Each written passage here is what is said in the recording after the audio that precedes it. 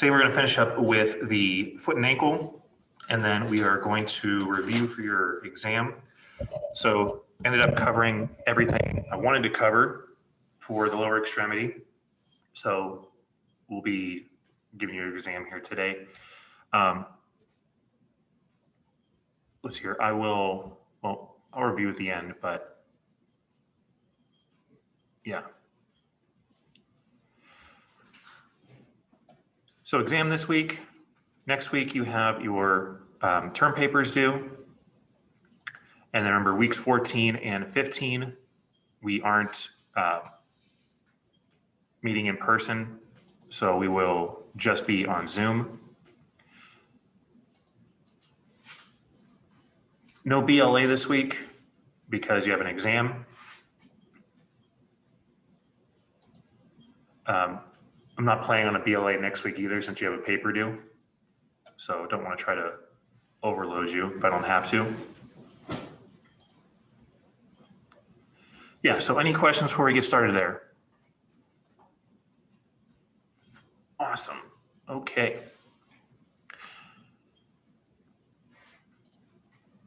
For as much as I'm liking TestMoz, I really just hate how it's not even just TestMoz, it's like every single testing site or LMS. You can't just straight up copy paste like a Word document exam into there.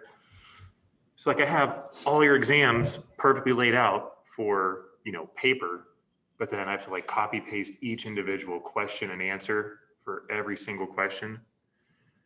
And it just gets so tedious to do. But yeah, that's just my personal complaint there. All right, foot and ankle. For the ankle, we have 3 primary joints. What are they?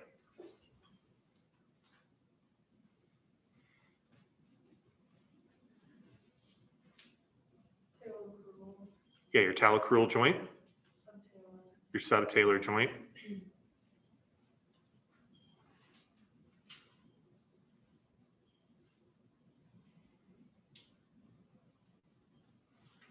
You got the 2 movers. Now you need someone that's not going to move.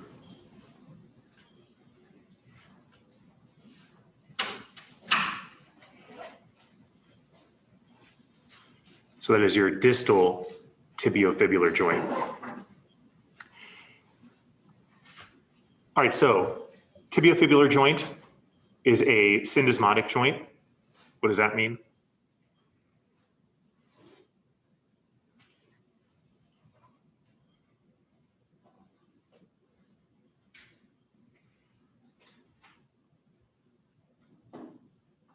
So syndesmotic is not synovial. Synovial joints have a capsule and they move. A syndesmotic joint is a fibrous joint, meaning that it is essentially, I don't want to say encapsulated, but it has fibrous tissue all around it. It's made for stability. It is not made for mobility. So on the hierarchy of stability, mobility, your distal tibiofibular joint is on the very stable side of things because it doesn't move, or at least it shouldn't move. Not as stable as the skull, but got to have your strongest point protecting your most important organ, I guess.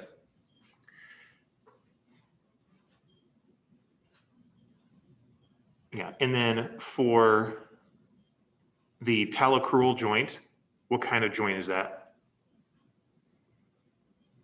And what movements does it do?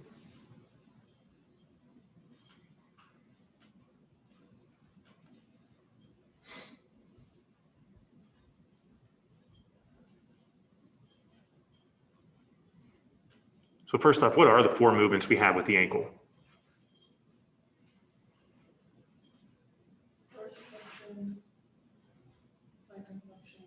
Dorsiplantar flexion.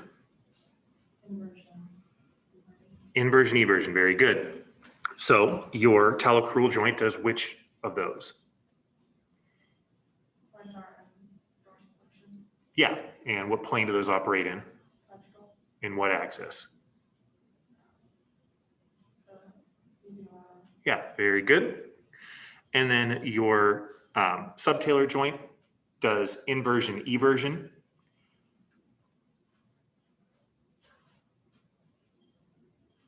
So the talocrural joint is a hinge joint working in the sagittal plane. Subtalar joint only works in the frontal plane.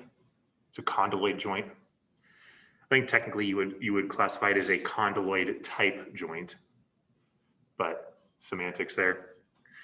So the ankle doesn't operate congruently with each other. You have multiple joints that have to work together to give us our full motion. So each joint that moves the ankle only operates it in one plane, but you move those together to get your full range of motion there.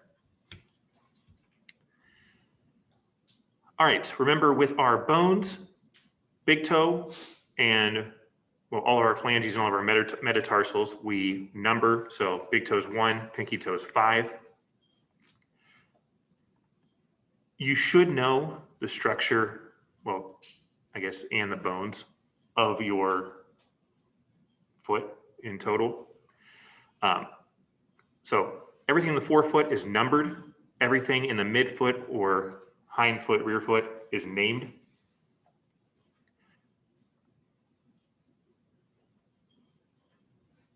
There's really only 2 bones in the rear foot, and that's your talus and your calcaneus. And your midfoot only has 3 bones. So you have your navicular, your cuboid, and your cuneiforms. So I guess technically you got 3 cuneiforms. So medial, or you have a medial, a lateral, and an intermedius.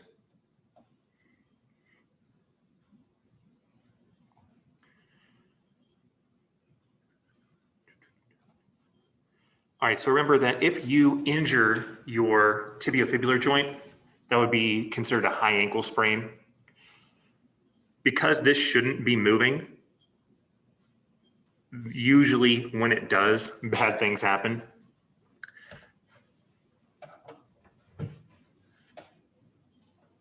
So this is actually a really good depiction of it here. So distal tibiofibular joint only really acts as a support system here for your talocrural joint.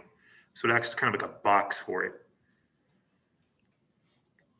If this moves medially or laterally, you see that it has nowhere to go. So this is lateral, this would be medial.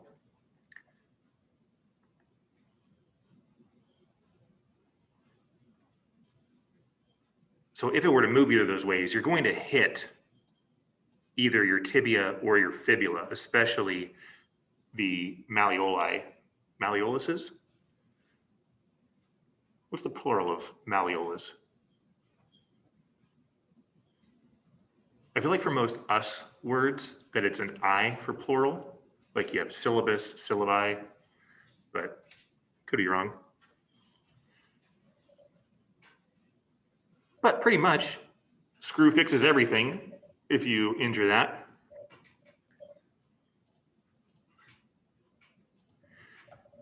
What is our most common injury that we would have with the ankle?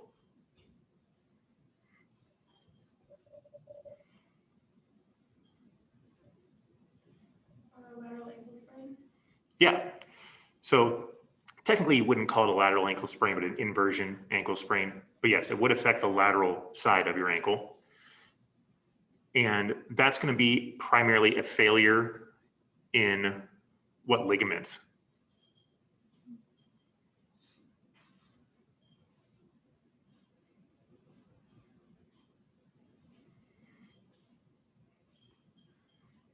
Anterior talofibular. Is 1, Calcaneal artery. is 2, And there's a PTF. posterior Posterior. talofibular. So your CFL, your ATFL, and your PTFL. All of those are the lateral ligaments you have supporting the ankle. So those are going to help prevent us from having an inversion ankle sprain or rolling your ankle off to the side. Medial sprain, so if you were to roll it inward, God, that would like, this just hurts just even like putting your foot in this position. And not only that, it's going to screw with your knee as well. But if I rolled my ankle in eversion, what ligament group would I be affecting? Yes, very good. So deltoid ligaments support you medially. I guess there's no real common name for them, but your anterior posterior talofibular ligament and your calcaneofibular ligament support you laterally. Yeah, inversion ankle sprain, most common injury you have for the ankle. It also has one of the highest reoccurrence rates of injuries as well. All right, you should make sure you know your numbers here for range of motion. So plantar flexion is the biggest motion we have here. So about 45 to 50 degrees. Remember that when you're actually measuring sagittal plane movement with the ankle, you're doing it from a neutral position, which starts at 90 degrees. So if my feet are both on the ground, I need to have my lower leg be perpendicular to my foot. So that's a 90-degree mark. And then anything where I go greater than 90 is going to be plantar flexion. Anything where I go less than 90 is going to be dorsiflexion. So really, if I dorsiflex my ankle, I'm only getting it to round about like say 75-ish degrees. So if I'm at 90 to start, I would go to 75, so 15 degrees of movement. Plantar flex, so if I go full plantar flexion, I'm only going to get to round about like 130, 140. So 140 minus 90, 50 degrees.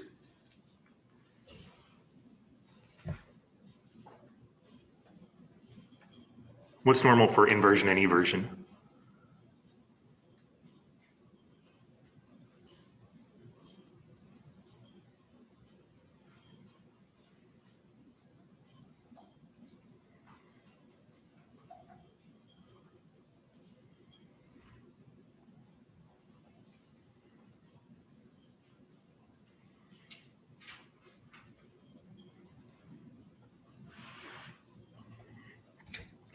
So about 30 degrees of inversion, about 20 degrees of eversion.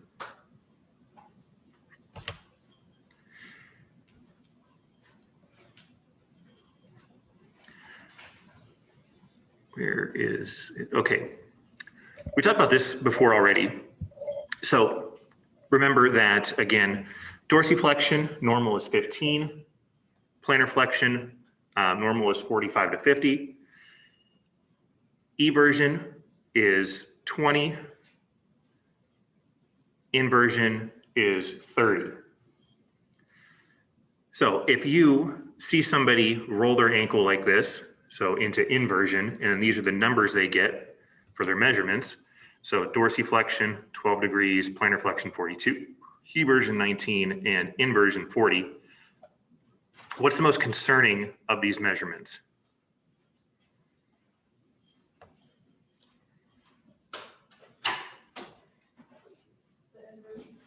Why?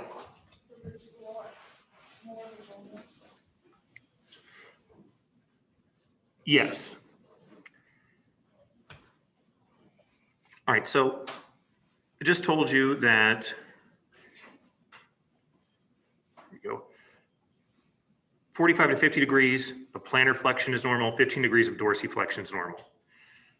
We look at the scenario here, he's at 12 and 42, so for dorsi and plantar flexion respectively. Both of those are under. Why is that not so important?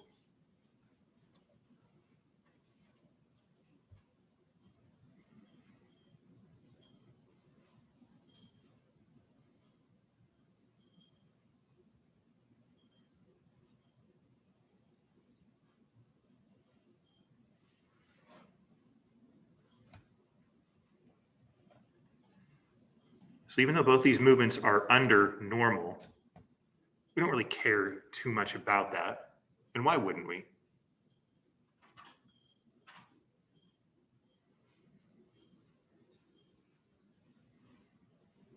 So it can indicate like an injury or anything. That's part of it, yeah. So first off, this is a sagittal plane movement. And what plane did the injury occur in? Frontal plane. So that first gives me pause that, you know, sagittal plane movements there, nothing's really wrong. And also, if I'm under normal for really any joint range of motion, what does that typically mean?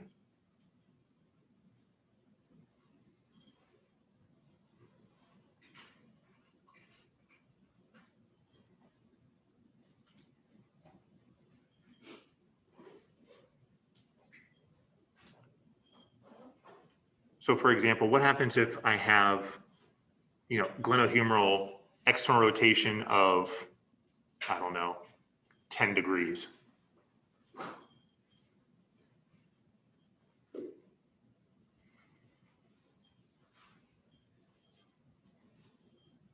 Or what if I only had hip flexion to 90 degrees?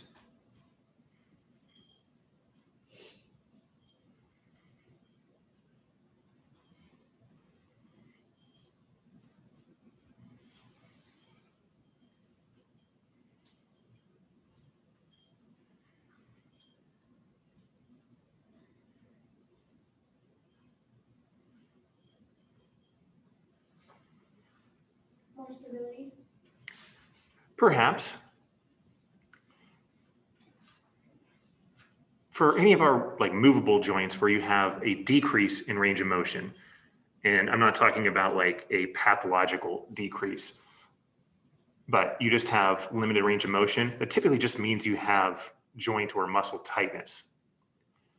So being under normal usually isn't that terrible of a thing as long as you don't have any obvious symptoms that suggest it is. So if like you don't have any like, anomalies, malformations, anything like that. That typically just means you have tightness there, which whatever. When you go beyond normal is usually when you have problems. So if you go, for example, beyond full 180 degree or 0 degree extension of the knee, what do you risk happening? So if I went into hyperextension with my knee,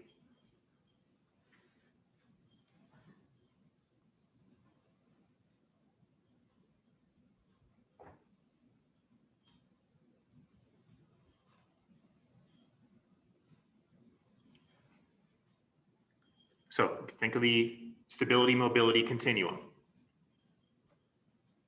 What happens if I have hypermobility? Instability. What? Instability. Yeah. So the farther I move, the less stable I am.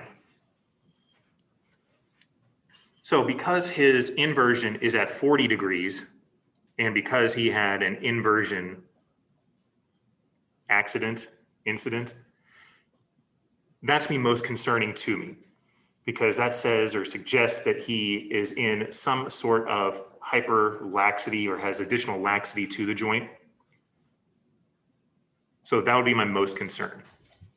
When you're gauging range of motion problems, you want to typically be more leery of injury when it's above normal range, and you want to usually suspect, like say, muscle tightness or joint capsule tightness when it's below normal. Now, if I get, for example, like say, my glenohumeral joint where I can only abduct to like say 90 degrees, that's indicative of like say having like a frozen shoulder. But 90 degrees versus being able to do full 180, that's a big difference versus, 5 degrees I'm off. So if you have big discrepancies, yeah, doesn't matter which way you're going, big is bad. But for the most part, if you are under you're typically okay. I mean, you're probably not operating at maximum efficiency. But if you're over, that's usually something that you want to watch out for.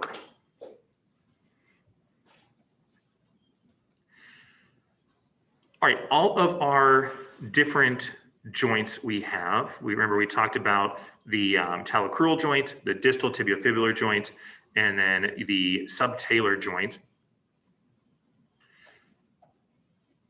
So subtalar joint, inversion, eversion, talocrural joint, dorsiplantar flexion, distal tibiofibular joint, nothing.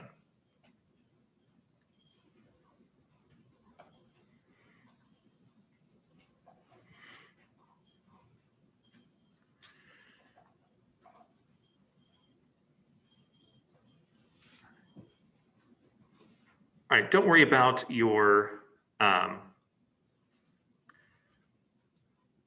really the talonavicular or calcaneal cuboid joints. What bones make these up? Well, it's pretty self-explanatory there. Talus and navicular, calcaneus and your cuboid.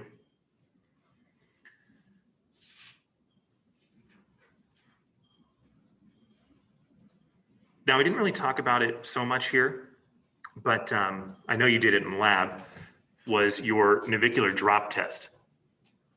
And what's the point of a navicular drop test? Or supinate. So if you, like, even look at my shoes here, you'll see that these guys, when I walk, they put me into pronation. So my foot, I'm kind of over exaggerating, but you'll see my foot collapses inward when I take a step. And partially that's because I have flat feet, but it's also because I have really poor support with these shoes. Let's see here.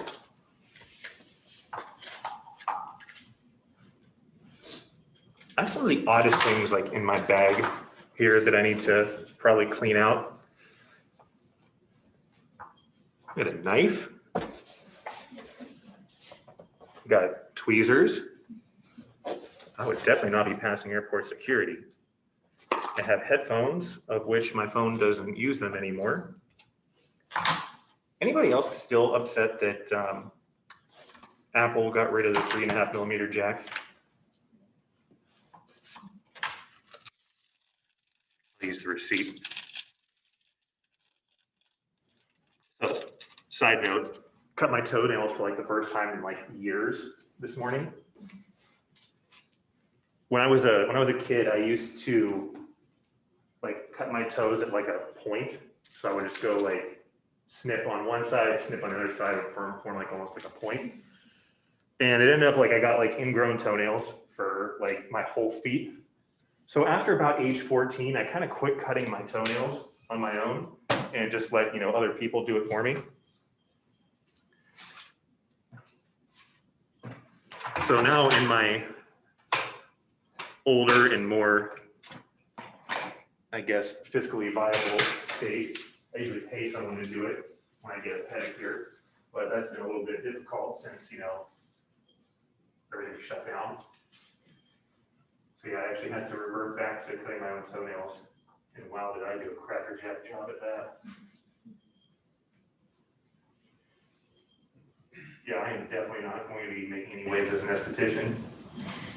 Anyways, so navicular bone goes from, well, you start out at your medial malleolus.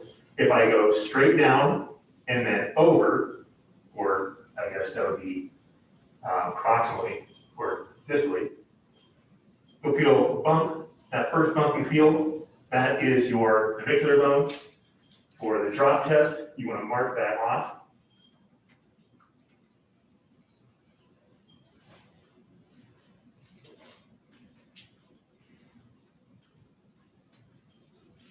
And then I'm using this nice receipt as my way to log this. So let's mark that right there. And you can even see right away So this is me just kind of setting my foot on the ground, not really putting any pressure on it. As soon as I put pressure on it, I mean, you immediately see how that drops.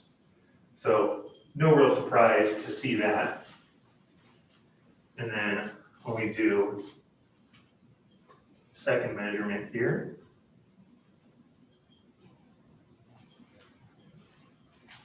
there we go.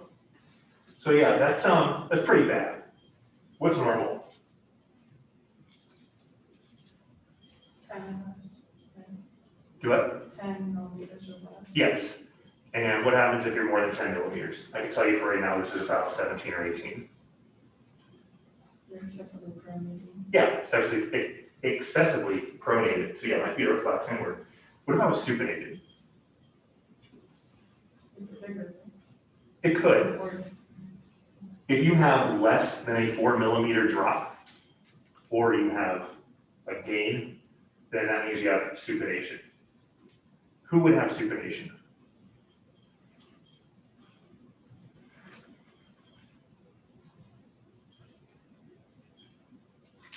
So I told you I'm pronated and I have flat feet. So who would be supinated?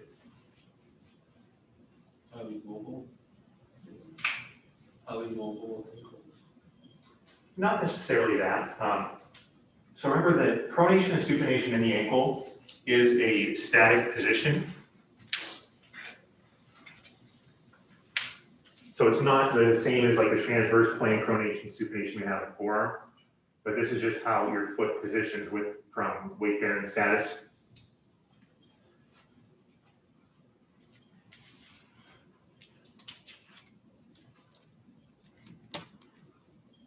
So again, flat feet are going to typically pronate you. High arches are going to supinate you. Either way, not the best outcome to have.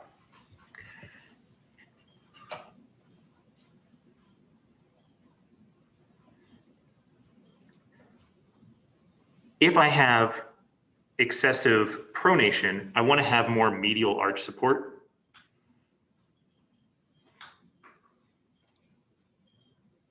So your medial longitudinal arch is usually the culprit for being collapsed there. If I had supinated or a supinated foot, you want to have lateral support. It's a little bit more problematic to have an over supinated foot, mostly because you don't see many, like say over the counter, like orthotics or even shoe structure be made to support your foot laterally. Most all like say shoes and inserts you'll see are really geared towards medial support. So like someone like me, like if I really wanted to fix this, like super easy, barely an inconvenience. But if you had overly supinated feet, that would be more problematic. So my mom has really, really high arches. And she essentially has to wear like any of the shoes that have like the most amount of padding in them, just so it'll help kind of even her out more. Ideally, you want to be in this neutral position, but not always possible. I can tell you that I started getting more into pronation as soon as I started wearing those shoes.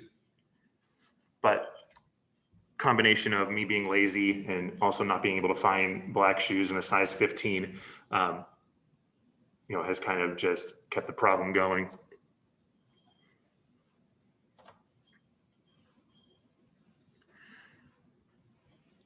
All right, so 3 arches you have 2 longitudinal arches, 1 transverse arch.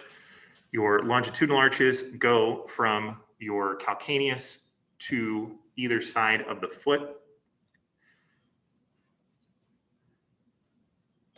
So your lateral longitudinal arch is going to hit your 4th and 5th digit. Your medial arch is going to go through the first 3.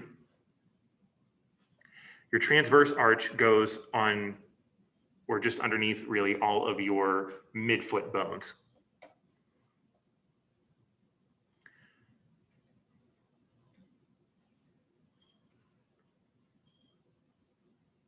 So this is actually probably a better depiction of it, because this makes it look like you're going through your bones with the arch and you're really not.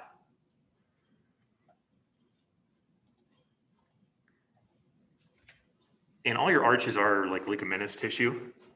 So that's really all it is.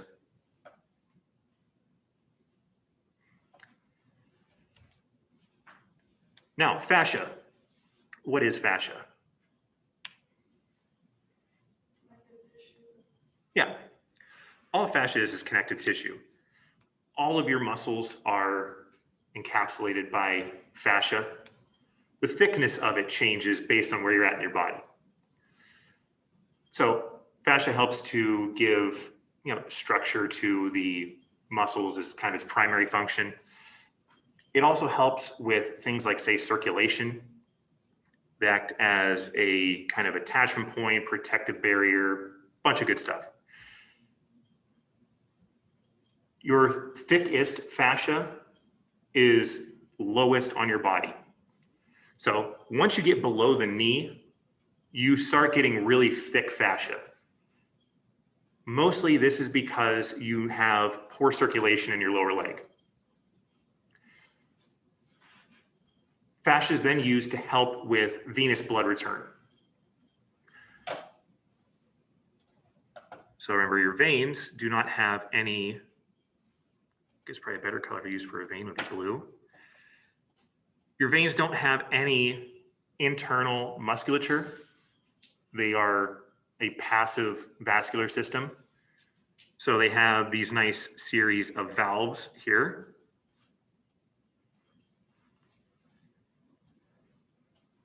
And remember, these valves are all one-way movers.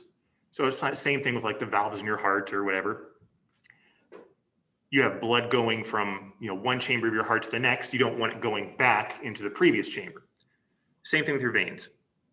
So, you push blood up, valve shuts off, prevents backflow, goes up, shuts it off, all that good stuff. What happens if one of these valves gets damaged?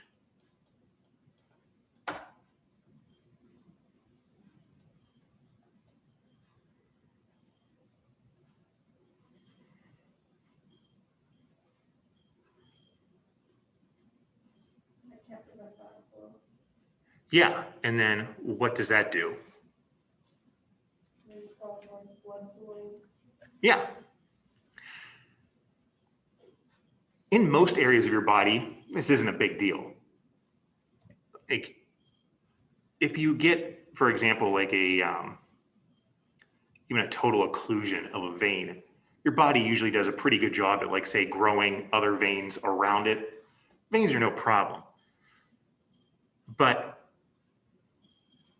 when you have issues, especially like in your lower leg, where you have damage to a vein, that's where you really risk having kind of systemic tissue damage. So that lack of blood flow that you get because you have the backflow. So blood comes up, this one closes, blood comes up. Well, this can't close, so the blood will pool. This means essentially you get this dead space or this pooled blood where you're not oxygenating the whole area. If I don't oxygenate my body, it dies. So we have this thick fascia to help with assisting in, like, say, the muscle pump of the lower leg to help that venous return happen. When you have damage, it's usually from something like, say, you have like varicose veins, you have a DVT or a deep vein thrombosis. You do risk not only, like, say, that like a clot or an occlusion breaking free and getting into an artery and causing some real problems, but you also risk having compartment syndrome. And we talked about that a little bit, but remember that your compartments are really how your extremities get segmented off. You have 4 areas where you can have a compartment. Your upper arm, your forearm, your thigh, and your lower leg. So those are the 4 areas you have compartments. For your arm, you have like 2 each. So you have like an anterior and a posterior compartment for each section. Same thing with your thigh. With your lower leg, you have several compartments. So you have 4 of them actually. Each of these compartments are essentially segmented off portions of muscle. These help to add additional, say, fascia or connective tissue support to the lower leg to really assist with circulation. So your lower leg fascia primary responsibility is circulation. If you get compartment syndrome, it means that you are pulling blood in one or more compartments.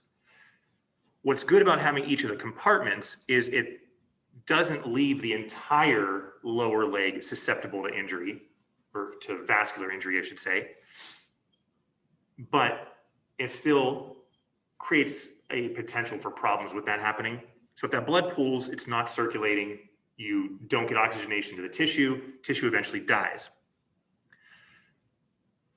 What you then have to do is usually a fasciotomy, where you just straight up, cut open the area to let the blood drain out. But to fix the underlying issue, usually you have to look at fixing a problem with your actual vascular function.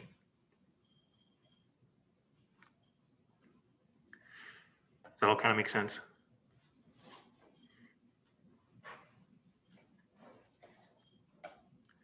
Plantar fasciitis, very common. Remember, itis just means inflammation. So this is just inflammation of your plantar fascia.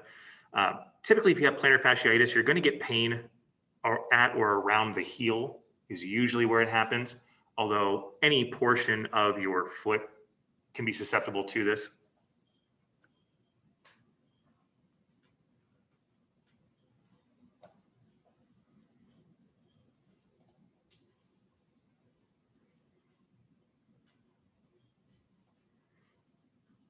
And there you go.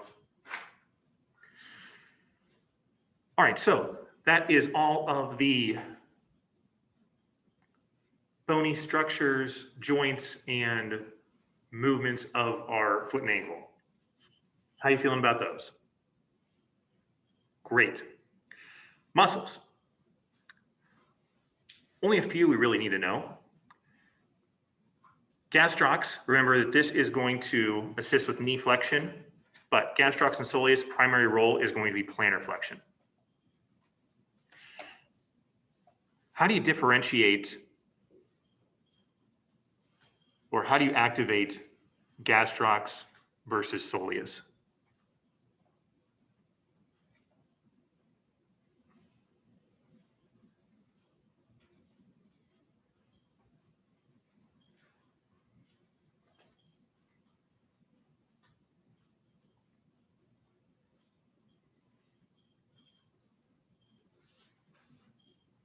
Think back to how you tested this in lab. What's the manual muscle test you have for gastrocs and soleus? Gastroc, your legs are straight, and your plantar flexing, and then soleus, your knees are bent. Yeah, exactly. So when you are testing gastrocs, knees extended, and you do your heel raises, if I do soleus, my knees are flexed, and then I do my heel raises. Easiest way to feel it is if you're doing like a simple calf stretch.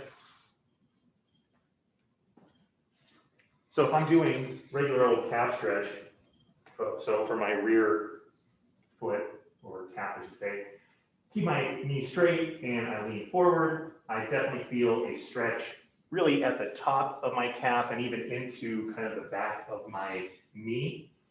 And that's perfectly normal, because that's where gastrocs is. Gastrocs can be affected, or is going to experience that stretch much higher. If I bend my knee and do this stretch, you'll feel the stretch go much, much lower. And that is primarily how you get soleus activated. So soleus gets activated in plantar flexion with a flexed knee, where soleus becomes more of a prime mover, I would say. Gastrocs is going to be more active with an extended knee into plantar flexion.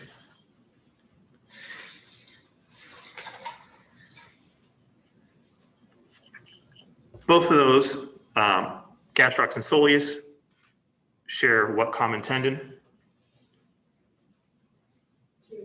Achilles, or your calcaneal tendon. So that's your biggest tendon that you have in your body. And remember, any Achilles tendon injury is going to be confirmed based on just your calf squeeze test. So sometimes you see this nice big, anomaly here where it's very easy to visualize. Another way you would do it is if, like, say, for example, I was evaluating, I guess assessing this. If I push down on my Achilles tendon and it left a dent there, so similarly, how you would see with, like, say, heart failure patients who have pooling of fluid in their ankles, you see that swollen ankle, you push on it, stays depressed. Same thing with this. If I would push this and it would stay depressed, typically is going to signal that I have some sort of pathology there. Easiest way to do it though is that calf stretch or calf squeeze test. So flex knee, and I just squeeze the calf, and I should go into plantar flexion. So you can see how my foot moves down into plantar flexion when I do that. If I had no movement, so if this didn't move at all, that would be a very hard positive signal there's pathology there.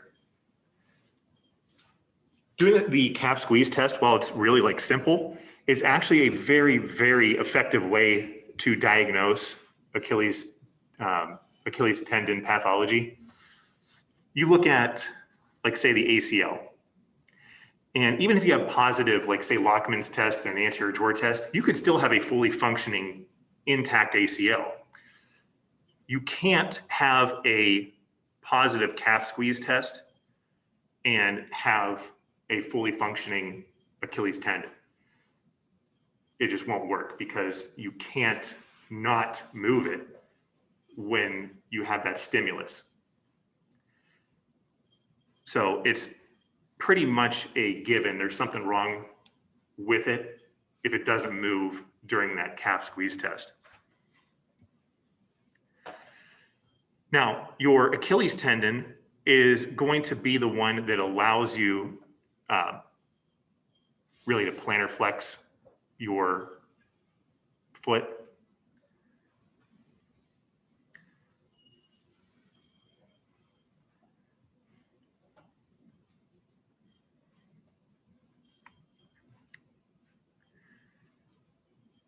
Oh, and then while I have this one up, what position is his ankle in here?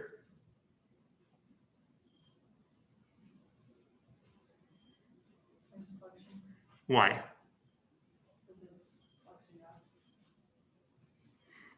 Not so much that it's flexing up, although I understand what you mean, but remember this angle here between the anterior tibia and your foot is below 90.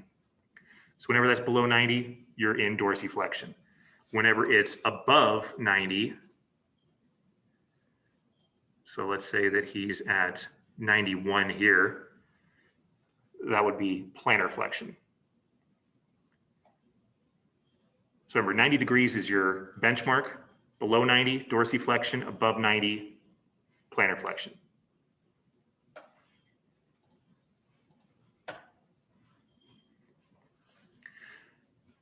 All right, fibularis, you may also see the term peroneus for these. I like fibularis because you have your fibularis muscles and then you have your tibialis muscles. Kind of tells you exactly where they are. Fibularis is going to be lateral on your lower leg. It's going to run on and around the fibula. So what direction is this going to move your foot?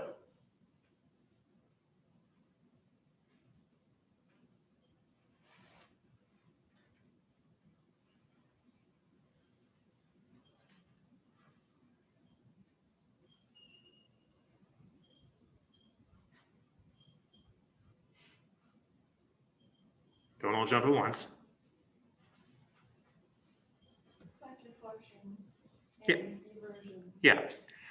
Remember, whatever direction the muscle runs is the direction it's going to move the body. So a lateral muscle is going to move your foot or your lower leg laterally. Tibialis, anterior and posterior, are going to be medially placed. So what direction are they going to move the foot? Yes, or in inversion. So tib anterior and posterior both share inversion. All of your fibularis muscles do eversion.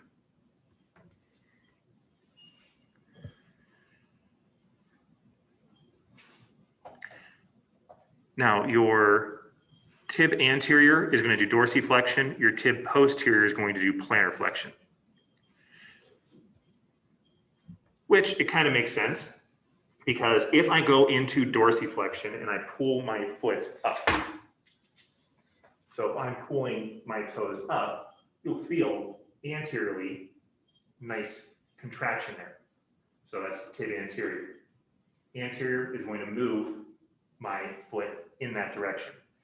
So even though we don't say, flexion extension with the foot and ankle, you're still moving it anteriorly when you do that. So dorsiflexion, tib anterior. So dorsiflexion is an anterior movement. Plantar flexion, tib posterior, you'll feel that in the back there. So right, if you go from your calves, just underneath the calves, you'll feel the contraction there. And you want to kind of be on the outside-ish of your, the inside-ish of your Achilles tendon, if you can. So really, kind of right in this area will be the easiest to feel it. So remember that both your tibialis muscles share inversion. All your fibularis muscles are going to do eversion.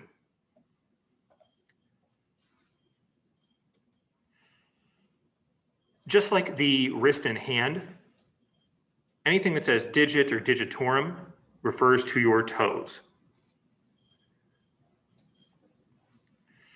Anything that says hallucis on it, and it almost worked too. Anything that says hallucis on it is going to be your big toe. So hallucis, big toe, digitorum, digits 2 through 5.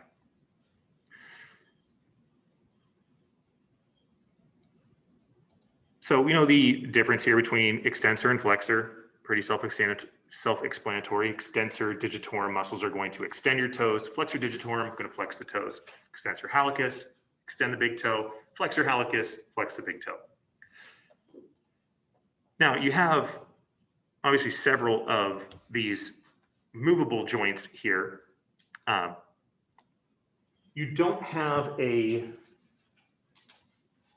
tarso-metatarsal joint that moves like we do with the thumb. So the thumb, you have that first metacarpal carpal joint that is going to be a saddle joint to move the thumb, since the thumb doesn't have a dip joint. Or I guess technically you would say it doesn't have a pip joint, whatever. But there's only 3 joints to the thumb, not the 4 that you would have with each other digit.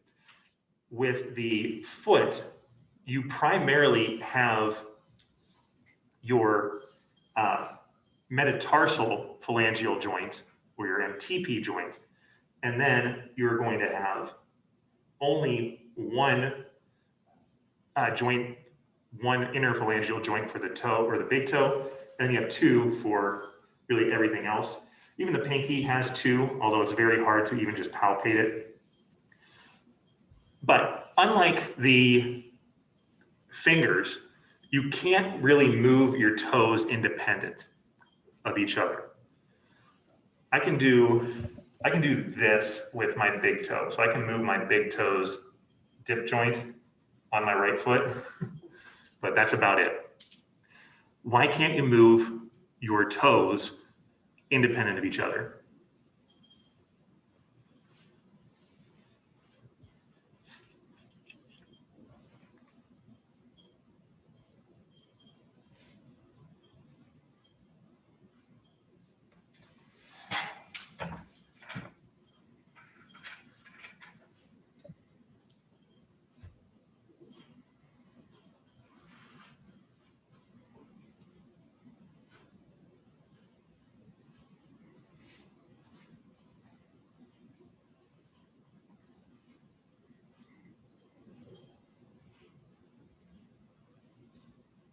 So why do the toes have to move together?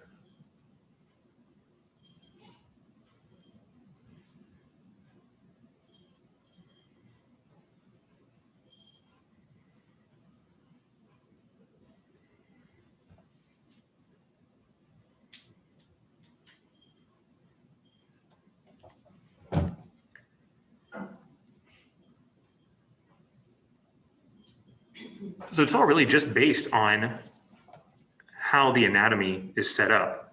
So remember, you're contracting a muscle from the origin towards the insertion. Well, at least even take, for example, this here, extensor digitorum longus. This is all one continuous muscle belly there. Can you contract one piece of this and not another? Not really. So you're contracting this whole muscle. And then when you get down to the ankle, it splits into 4 tendons. So you have one muscle stimulus, 4 tendons receiving that stimulus. You see how it's virtually impossible to isolate any one of those tendons. Even like, okay, so you can move more of your pinky kind of by itself, but you can't stop, say, your ring toe from moving with it. Even with the big toe, you really can't move the big toe independent of itself. You can move, like say, your thumb independent of your hand. You can move several of your fingers independent of each other. You can't do that with the toes. And it's all because you have too much shared, really, tendon anatomy, I guess you will. So because you don't have, like say, a single muscle going to a single digit, that's why you can't move those independent of each other. Now, any of these that are positioned anteriorly are going to assist with dorsiflexion. Any of them that are positioned posteriorly are going to assist with plantar flexion. Any of them positioned medially will assist with inversion. Any of them positioned laterally will assist with eversion. But remember that your primary role for any of your digitorum or your hallucis muscles is the movement of the toes themselves. Kind of like hamstrings and quads. What are their primary functions?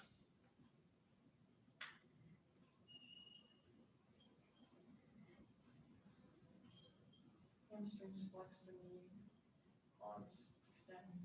Yes. So primary function of your hamstrings is to flex the knee. Primary function of the quads is to extend the knee. However, remember your quads also are going to flex the hip. Your hamstrings are going to extend the hip. But that's not their primary role. Primary role is with the knee movement. Same thing here with digitorum and hallucis. Those, while they may assist with other ankle movements, primary role is toe movement. So if you have to pick out, say, their agonistic role, it's going to be with the toes.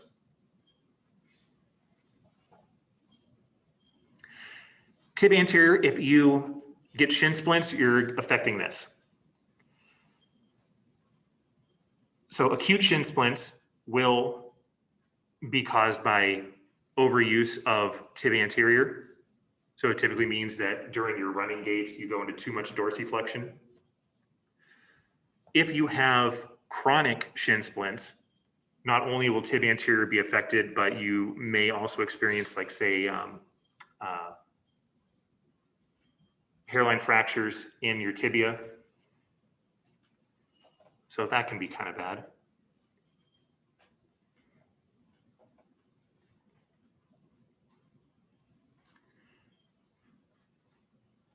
I'm not worried about the intrinsic muscles of the foot. So just like the intrinsic muscles of the hand, these are very, very complex. You have a ton of them there.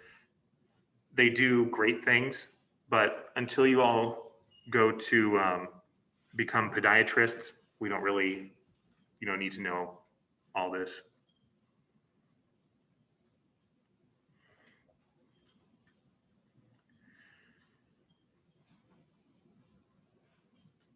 All right, and then again, remember that with the movement of the foot and ankle, that your supination and pronation are again static postural measurements.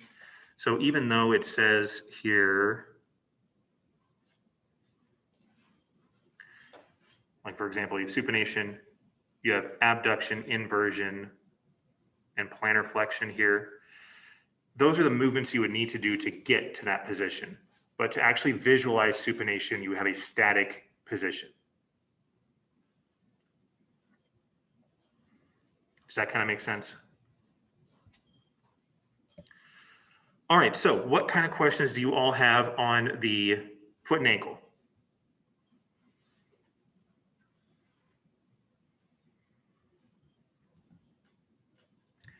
Awesome. So that's everything new I had for you there today. So I'm just going to finish up the rest of the time with reviewing for your next exam. So if you all want to stay or go, that is fine by me.